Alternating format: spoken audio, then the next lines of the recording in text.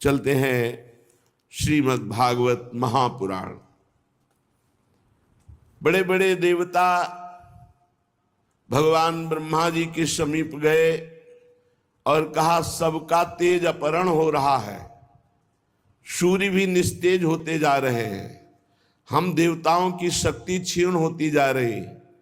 महाराज मुझे पता नहीं कि इसका कारण क्या है, आप कृपा करें। तो ब्रह्मा जी ने बताया, चिंता मत करो, ये दिति के गर्भ में विराजमान भगवान के दिव्य पार्षद जय और विजय, वही अमंगलकारी रूप आचरण करने वाले जब प्रकट होने की भावना कश्यप जी ने बताई तो दिति ने रोक लिया। 100 वर्ष हो गए, प्रसव ही नहीं होने दिया।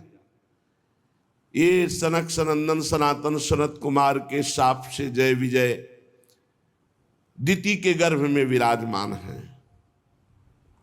देख लो, भगवत प्रेमी महात्माओं का अपराध करने पर वैकुंठ से भी नीचे पतन हो गया, जो कदापि ऐसा शास्त्रों में नहीं पाया गया।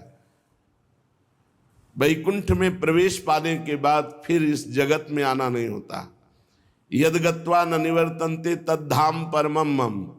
लेकिन धाम में भी भगवत प्रेमी महात्मा का अपराध बन गया तो जय विजय को 3 जन्म के लिए दैत्य भाव असुर भाव से इस भूतल पर आना पड़ा। जब ब्रह्मा जी ने समस्त देवताओं को समझाया कि आप शांत हो जाइए, भगवान श्री हरि सबका मंगल करेंगे, ये और कोई अनिष्ट नहीं है। दिति ने अपने गर्भ को अपने तपोबल से 100 वर्ष तक रोक रखा है, तो उन गर्भस्थ तेजों में भगवत पार्षदों के प्रभाव से सबका तेज क्षीण हो रहा है। आप शांत होकर के जाइए, कोई चिंता का विषय नहीं है। ब्रह्मा जी के कहने से अंधकार का कारण जानकर देवताओं की शंका निवृत्ति हुई और वो पुनः अपने अपने स्थान को लौट गए। इधर दिति को अपने पतिदेव के कथनानुसार पुत्रों की ओर से भारी अमंगल की आशंका थी। ये सृष्टि का मंगल कर देंगे, ये भगवान के विमुख हैं, ये भगवान से वैर करेंगे, ऐसी आशंका से 100 वर्ष हो गए। गर्भ को गंभीरता पूर्वक धारण की, इनको हम आने ही नहीं देंगे बाहर। फिर जब कश्यप जी ने आदेश किया, ऐसा उचित नहीं है, सब लोगों का वैसे ही अमंगल हो रहा है, पति की आज्ञा का पालन करते हुए उन्होंने जो तपोबल से रोके हुए थी प्रसव किया। यमज पुत्र उत्पन्न हुए, जुड़वे। जेव ही उनका जन्म हुआ, जन्म होते ही स्वर्ग पृथ्वी अंतरिक्ष में भारी उत्पात पैदा होने लगे। पृथ्वी कंपायमान हो गई, दिशाओं में आग लग गई, बिजलियां तड़प कर गिरने लगी, आकाश में अनिष्ट सूचक धूमकेतु पुच्छल तारे प्रकट हो गए, बार बार भारी तूफान उठने लगा, जो वृक्षों को उखाड़कर धूल भरी आंधी, बिजली जोर जोर से चमक रही है, घटाएं सघन रूप धारण करके गर्जना कर रही, सूर्य चंद्र आदि का तेज लुप्त हो गया, कहीं कुछ दिखाई नहीं दे रहा, घोर अंधकार जन्म लेते ही जो दिति के गर्भ में विराजमान है, महान तेजस्वी यशस्वी भगवान श्री हरि के पार्षद ही है। बड़ी खलबली मच गई, चंद्रमा के आसपास मंडल बैठने लगे, गीदड़ उल्लुओं की भयानक आवाज, कुत्ते गर्दन उठाकर भूंक रहे हैं, झुंड के झुंड गधे अपने कठोर खुरों से पृथ्वी को खोद रहे हैं, रेक रहे हैं, बड़ा अशुभ। गौएं डर गई, गौओं के दुग्ध की जगह रक्त निकलने लगा, देव मूर्तियां कंपायमान पसीना और आंसू निकलने लगे। शनि राहु आदि क्रूर ग्रह प्रबल होकर बृहस्पति आदि सौम्य ग्रहों को लांघकर वक्र गति से चलने लगे। ऐसा भयंकर उत्पात देखकर केवल सनकादि भयभीत नहीं हुए, क्योंकि उन्हें पता है उन्होंने ही तो शाप दिया है। बकाया सबको ऐसा लगने लगा मानो प्रलय का समय आ गया क्या। सनकादि के सिवा एक बार सबको शंका हुई, क्या सृष्टि के प्रलय का समय आ गया क्या। ऐसा अनिष्ट सूचक उत्पात। अब ये दोनों प्रकट होते ही इनका शरीर इतना बढ़ा कि पूरे आकाश को छू लिया, प्रकट होते ही, क्योंकि 100 वर्ष तो गर्भ में ही रहे। भयंकर पराक्रम, बलशाली, आकाश को घेरे हुए ऐसा शरीर। वो इतने ऊंचे थे कि उनके मुकुट का अग्रभाग स्वर्ग को छू रहा था। मुकुट को आप नहीं देख सकते, इतने ऊंचे थे। उनके छाती और भुजाओं से दिशाएं आच्छादित हो गई। भुजाओं में ऐसी चमक कि दिशाएं प्रकाशित हो रही थी। अब जे भी उन्होंने पृथ्वी पर कदम रखा तो ऐसे भूकंप आ गया, पृथ्वी कांप गई। कश्यप जी ने मंगलाचरण किया। बड़े भारी तपस्वी कश्यप जी हैं। नामकरण संस्कार किया।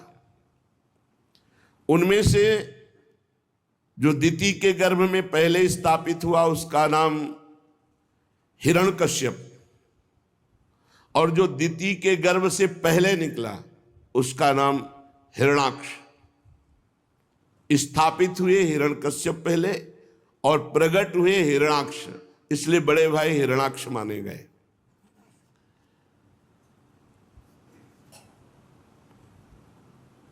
हिरण्यकश्यप तो ऐसा मत वाला बलवान कि अपनी भुजाओं के बल से मारता पर्वतों को तो चकनाचूर हो जाते।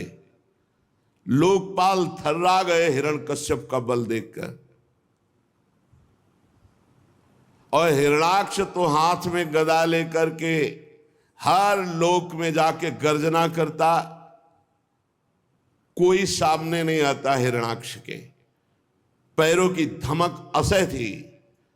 वो पैरों में बड़े बड़े नूपुर पहने, विजय सूचक माला धारण किए, विशाल गदा लिए, जिधर जाता कोई उससे लड़ने वाला ही नहीं। हिरण्याक्ष देवता तो ऐसे डर कर भागते जैसे छोटे बच्चे भेड़िए को देखकर डर के, जैसे गरुड़ के डर से सांप, ऐसे देवता भयभीत होकर भागते।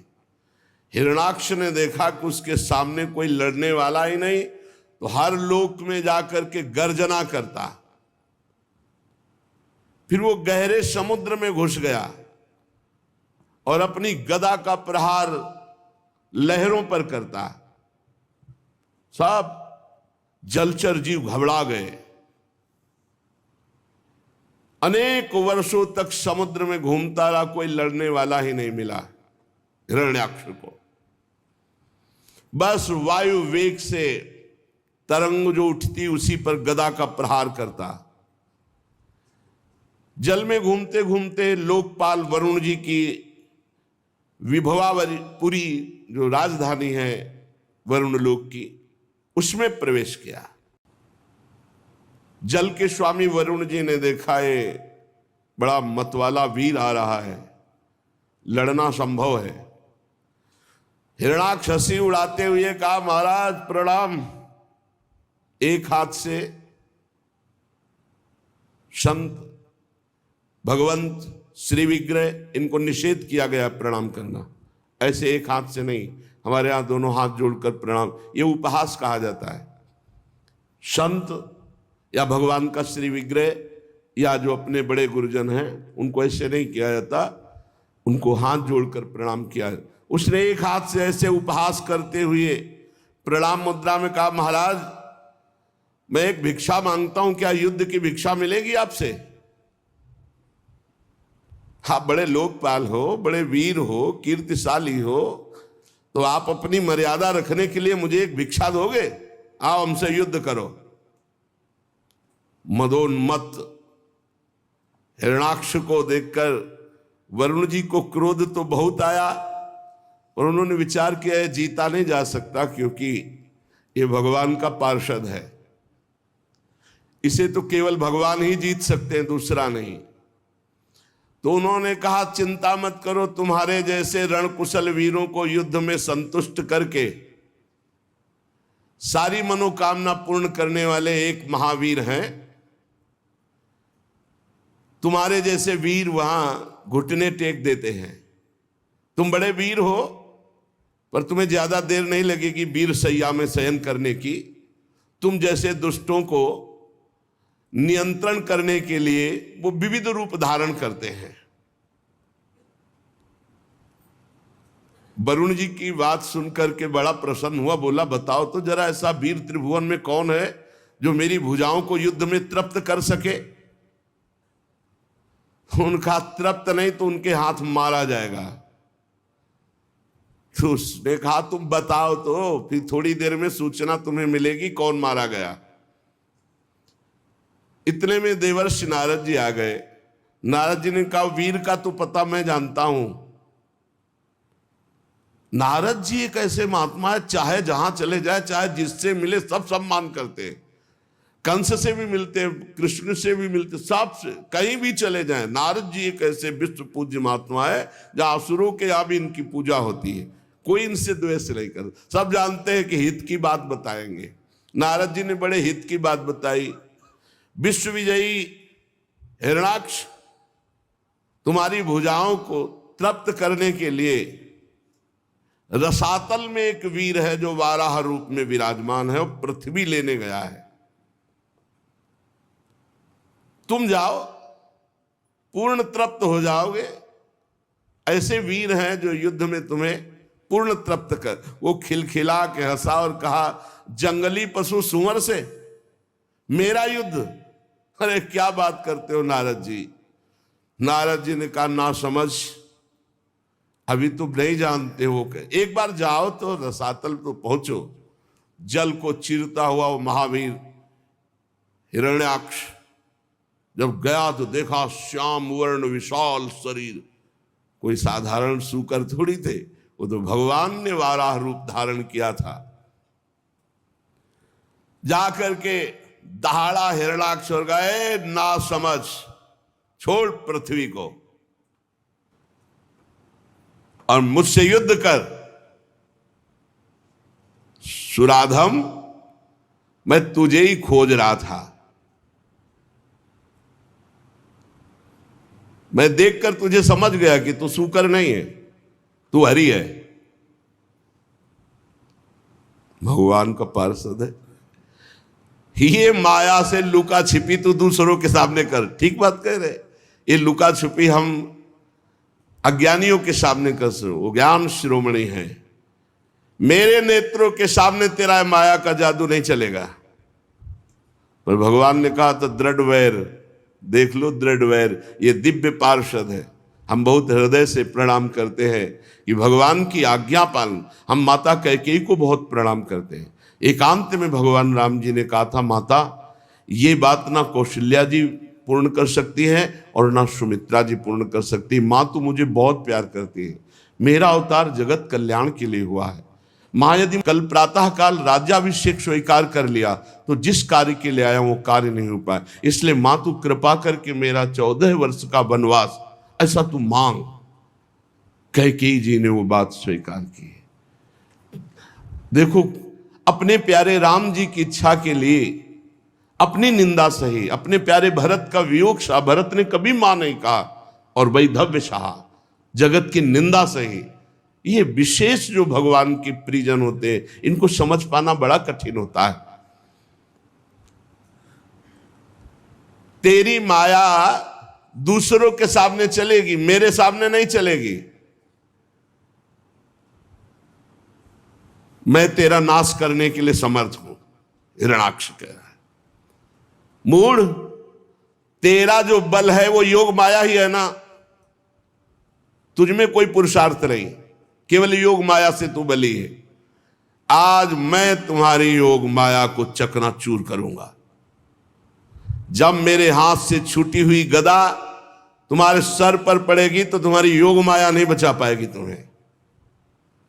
तब जितने तेरी आराधना करने वाले भक्त देवता ऋषिगण है ना, ये तब समझ पाएंगे कि तेरे से भी बलवान हिरण्याक्ष है। हिरण्याक्ष भगवान को ऐसे दुर्वचन बोल रहा था। भगवान अपने दांत पर पूरी संपूर्ण पृथ्वी भयभीत हो गई। भगवान ने कहा तुम चिंता मत करो, बिल्कुल चिंता मत करो, तुम हिलोगे भी नहीं, तुम्हें थोड़ी भी कोई परेशानी नहीं होगी। भगवान वो बोलता गया, पीछे ललकारता गया। भगवान आए और पृथ्वी को स्थापित किया। तीखी दाढ़ वाला वो हिरण्याक्ष भगवान से कहता जाता है, बड़े वीर हो, तुम्हें भागने में लज्जा नहीं आती, लेकिन तुम कुछ भी कर सकते हो, तुम्हें संकोच शर्म तो है नहीं। अरे मैं ललकार रहा हूं, मुझसे युद्ध करो। भगवान ने जब आधार शक्ति का प्रयोग करके पृथ्वी को स्थापित किया, ब्रह्मा जी फूलों की वर्षा कर रहे हैं, प्रभु कार्य संपन्न हुआ। मनुष्य रूपा की संतान इसी में पलेगी। आप पृथ्वी लाकर बड़ा जगत का उपकार किया, मंगल किया। फूल बरसते देखकर हिरण्याक्ष ने कहा बहुत अच्छा लग रहा होगा बारा भगवान से, अब मेरी गदा की भी वर्षा सहो। और उसने भगवान को कटवचन कहते हुए गदा का प्रहार किया। भगवान ने सहज में उसकी गदा फेंकी हुई पकड़ ली। अरे दुष्ट, तुझ जैसे मृत्यु पास में बंधे हुए अपनी आत्म प्रशंसा करने वालों पर महापुरुष जन ध्यान नहीं देते। आत्म प्रशंसा करना अपने सारे पुण्यों का नाश कर लेना है। आत्म प्रशंसा का मतलब होता है अपनी मुख से अपनी बड़ाई करना, कभी नहीं करना चाहिए। इससे सारे पुण्य नष्ट हो जाते हैं। तुम क्या समझते हो हमने ये किया, हमने ये किया, वो सब जा रहा है, सब खत्म हो रहा है। अगर कोई तुम्हारी प्रशंसा करने लगे, राधा राधा राधा, तुरंत काट दो, राधा राधा राधा। अरे भगवान की कृपा, गुरु की कृपा से कुछ बन जाए तो बन जाए, मुझ जैसे अधम से क्या बन। ऐसे अपनी प्रशंसा करना और दूसरे की निंदा करना सारे पुण्यों का नाश कर लेना है। भगवान कह रहे हैं तू अपने मुंह से आत्मश्लाघा कर रहा है। अरे अभागे, तू मृत्यु के पास में बंधने वाला है। हां, तुझ जैसे वीर से मैं भयभीत होकर भागूंगा। अरे भाई मेरी सामर्थ्य कहां कि तुम्हारे सामने खड़ा हो जाऊं। भगवान वाराहदेव निशंक होकर ऐसा उत्तर दे रहे।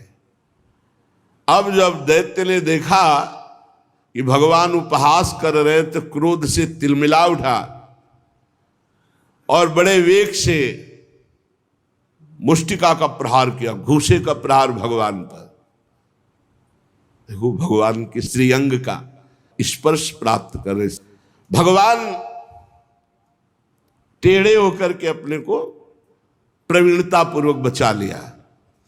जैसे योग सिद्ध पुरुष पर मृत्यु आक्रमण करती है तो वो परमात्म चिंतन में स्थित होने के कारण उस पर मृत्यु का कोई प्रभाव नहीं पड़ता।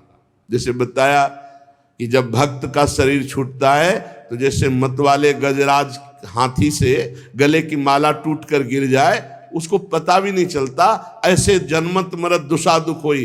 वो योगी को जो जिसका चित्त परमात्मा में लगा हुआ है, भक्त को जिसकी चित्त वृत्ति भगवान में लगी हुई है, और ब्रह्मज्ञानी को जो आत्मबोध प्राप्त है, तीनों को मृत्यु का दुख नहीं होता। अब तो वो क्रोध से ओट चबाता हुआ हिरण्याक्ष गदा लेकर बार बार घुमाकर भगवान पर झपटा। प्रभु वो गदा प्रहार कर ही पाता कि अपनी गदा से उसकी दाईं भौं पर प्रहार किया, पर हिरण्याक्ष ने अपनी गदा में वो प्रहार रोक लिया। अब भगवान और हिरण्याक्ष का भयंकर युद्ध देवता लोग तो फूले लिए खड़े हैं, भगवान इसको ज्यादा खिलाइए मत, ये बहुत बलवान है। ब्रह्मा जी भी कहने लगे, देव ये दुष्ट दैत्य बड़ा प्रबल है, ये भक्त देवता ब्राह्मण गौ निरपराध जीव इनका नाश करने वाला है, और जो इनका नाश सोचता है आप उसका विनाश जरूर कर देते हैं। इसलिए महाकंटक रूप है प्रभु, इससे खिलवाड़ मत करो। ये दुष्ट बड़ा मायावी घमंडी निरंकुश है, प्रभु आप ऐसे खिलवाड़ कर रहे हैं जैसे कोई गरुड़ सांप के बच्चे से खेले। प्रभु आप खिलवाड़ मत करो, हे देव ये महाबलवान है। ब्रह्मा जी के कपट रहित वचन सुनकर भगवान मुस्कुराते हुए कटाक्ष किया कि आप शांत रहिए। झपट करके निर्भय विचरण करने वाले हिरणाक्ष की ठुड्डी पर कौमुदकी गदा से प्रहार किया। हिरणाक्ष ने ऐसी गदा मारी कि गदा भगवान की दूर गिरी जाकर चक्कर काटती हुई, पर हिरणाक्ष रुक गया और कहा और अस्त्र उठाओ, हम युद्ध का धर्म जानने वाले हैं, नियत्थे पर वार नहीं करते। भगवान उसकी इस बात पर मुस्कुरा दिए और कहा बहुत धर्म बुद्धि रखते हो। स्मरण किया अपने पार्षद सुदर्शन चक्र का, गर्जना करते हुए सुदर्शन जी भगवान के हाथ में विराजमान हुए। सुदर्शन चक्र उपस्थित हुआ, भगवान के हाथ में चक्कर लगाने लगा, किंतु फिर भगवान ने विचार किया कि अपने प्रिय पार्षद को अभी और खिलाया जाए। इसलिए सुदर्शन जी को फिर कहा, अच्छा शांत हो जाओ, अंतर ध्यान। सुदर्शन, अरे हम ऐसे भगवान के दास हैं, दिव्य भगवान के पार्षद, ये सब दिव्यास्त्र किनके लिए है? भक्तों की रक्षा, भगवान को अपनी रक्षा करनी है क्या? अरे हम सबकी रक्षा के लिए ही है तो हैं। हिरणाक्ष ने देखा कि कमल दल लोचन हरि ने सुदर्शन को बुलाया और फिर शांत कर दिया, तिलमिला उठा और दांतों से ऊँट चबाने लगा, मानो भगवान को अब भस्मी कर देगा, और उछल कर बोला, ले अब तो नहीं बच सकता। भगवान के ऊपर गदा का प्रहार किया। भगवान ने अपने हाथ से गदा को रोक ली, पुनः वापस फेंक दिया। भगवान सर्वशक्ति संपन्न है। महादैत्य हिरणाक्ष का घमंड बढ़ता जा रहा है और भगवान पर विविध प्रहार कर रहा है। कभी त्रिशूल भगवान पर मारता है, कभी गदा, कभी मुष्टिका का प्रहार, घूंसे का प्रहार करता है। भगवान उसके इन प्रहारों को सह रहे, खिलवाड़ कर रहे हैं। उसने आसुरी माया का जाल प्रकट किया मायापति भगवान पर। भगवान ने सुदर्शन जी को आज्ञा की, माया का नाश कर दो। माया का नाश कर दिया। दीति का हृदय कांप उठा। भगवान ने किसी अस्त्र शस्त्र से हिरणाक्ष को नहीं मारा, उल्टा हाथ ऐसे उपेक्षा करते हुए उल्टा हाथ एक जे ही तबाचा मारा, उल्टा चक्कर चक्कर खाता हुआ हिरणाक्ष खून उगलते हुए गिर पड़ा और निष्प्राण हो गया। ब्रह्मा जी, समस्त देवता श्री भगवान पर पुष्पों की वर्षा की। देवता लोग कहने लगे, प्रभु नमस्कार नमस्कार नमस्कार। ये नमस्कार तभी करते हैं जब इनका विरोधी मारा जाता है। बड़े आनंद की बात प्रभु, आपने हम लोगों को बड़ा सुख प्रदान किया हिरणाक्ष का उद्धार करके। वाला भगवान पृथ्वी को स्थापित करके, हिरणाक्ष का उद्धार करके, सब देवताओं से विनती सुनते हुए अंतर्ध्यान हो गए।